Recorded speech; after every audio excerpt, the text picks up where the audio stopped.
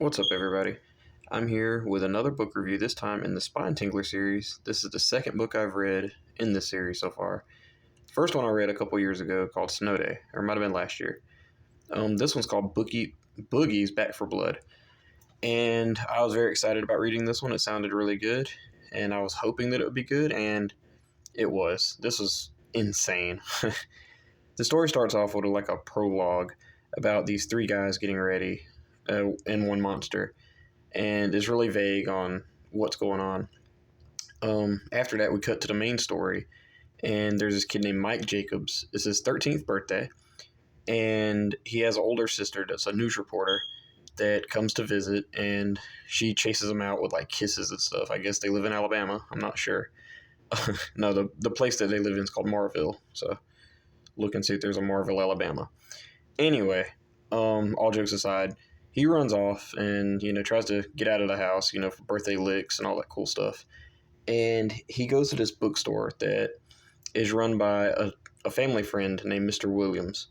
And Mr. Williams has this old leather-bound book that he wants to give Mike for his birthday. And inside the book, he flips it open, and there's all these weird writings and weird pictures of like monsters eating people and stuff like that. And the kid is like really excited. He really wants to read this thing and look into it more. So he carries it home and he starts flipping through it. And immediately when he starts flipping through it, there's this page that has this weird foreign language in it that he accidentally reads out loud. Kind of similar to like what you do with Slappy or something. And the book begins to like smoke and glow and all this cool stuff. And the boogeyman on the cover here, he pops up. He grabs Mike by his throat, and the kid screams, and his parents come in, and everything goes back to normal immediately. So, he's thinking this is part of a dream or something, which I was a little worried about because my last book I read was Snow Day, and it was a lot of dream sequences, and I don't like Inception-type stories. Anyway, he's coming home one day, and there's this guy that lives across the street from him. Everybody calls him Graybeard, and there's this weird story about him. Like when he first moved in, he was like a normal middle-aged guy, and his hair immediately started turning gray, and he stayed inside and all this. There's all these weird rumors going around about him. And at the window, as he's walking by, this kid Mike's never seen him before. This time he does, and he's standing at the window, like making his finger like in a "come over here" motion. And that really stuck with me. Some things stick with you, some things don't. That'll probably stick with me for a while. Anyway, it doesn't take long for things to start happening. Like people start coming up missing, and everybody that comes up missing, there's like the word boogie is written with whatever's like close by. Like he kidnaps these kids that are on like a date or at a picnic or something, and takes the mayonnaise and writes boogie on there. He kidnaps a teacher, does the same thing with chalk. So yeah, we know it's the boogeyman that's doing this, and it's up to Mike to figure out how is he going to stop him. And I really like this book because aside from the weird kissing thing at the beginning, him and his sister has a pretty good relationship, and she even tells him, if you ever need anything, just call me.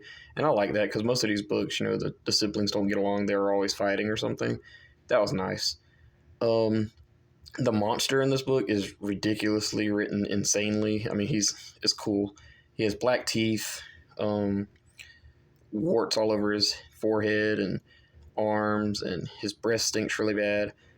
And yeah, he's actually pretty scary. Like, if I would have read this as a young kid, I would have probably been scared of this. Even the cover, again, I mentioned this before in my TBR video. The cover's a great cover in this. This is one of Tim Jacobus's best covers that he drew. And like I said, I really like this book. I like the fact that we found out where this thing came from with there still being a little bit of a mystery. Like, we don't know exactly like who made this book. The book is what brings this thing into existence, but we don't really know like who done this. We know how we do know how to defeat them, and there's like a journal and all this cool stuff, but that's the spoilers, so I'm not going to say anything about that. But again, this book was great. This is so far my favorite of the Spinetingler series. And I would probably give this a 5 out of 5 stars. There was really nothing wrong with it other than like the cringy dialogue. Um, Maybe it got a little confusing with because I kept forgetting because there's a little bit of like different people that survived this, and I can't remember how he survived. And there's different things that he can do, like he can make you a slave with his eyes if you look into them, or he can knock you unconscious. Certain things like that got a little not really confusing, I guess, but more of like it's kind of hard to keep up with it. I was like, oh, okay, all right. But yeah, Boogie's Back for Blood. I still get a 5 out of 5 stars. It was great. I recommend it.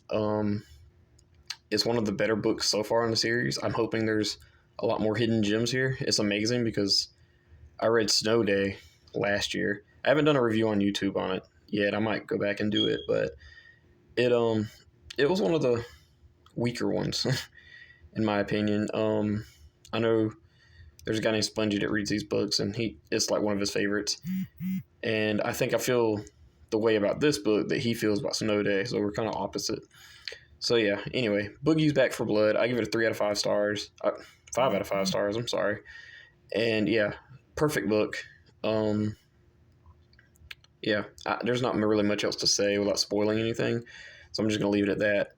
Have you read this, guys? I mean, I know this book is kind of rare now. I didn't pay that much for it. It's a library edition. I found it on Thrift Books. So yeah, I am looking forward to reading more of these. Hopefully, I can knock out some more.